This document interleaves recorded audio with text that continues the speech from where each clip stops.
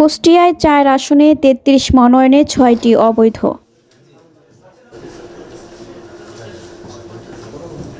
ত্রয়োদশ জাতীয় সংসদ নির্বাচনকে সামনে রেখে কুষ্টিয়া জেলার ৪টি সংসদীয় আসনে দাখিল করা ৩৩টি মনোনয়নপত্রের মধ্যে ৬টি মনোনয়ন অবৈধ ঘোষণা করেছে জেলার রিটার্নিং কর্মকর্তা। জেলা প্রশাসকের সম্মেলন কক্ষে মনোনয়নপত্র যাচাই বাছাই শেষে এ ঘোষণা দেওয়া হয়।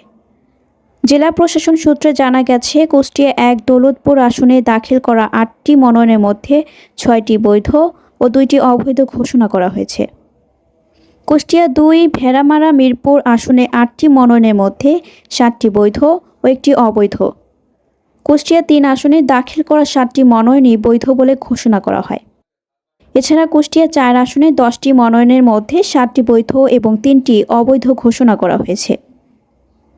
এ বিষয়ে জেলার রিটার্নিং কর্মকর্তা ও জেলা প্রশাসক মোহাম্মদ ইকবাল হোসেন বলেন, যাচাই বাছাই শেষে মোট 33টি মনোনয়নের মধ্যে 27টি বৈধ এবং 6টি অবৈধ ঘোষণা করা হয়েছে। অবৈধ ঘোষিত প্রার্থীরা আজ 5 থেকে 11 জানুয়ারির মধ্যে আপিল করার সুযোগ পাবেন।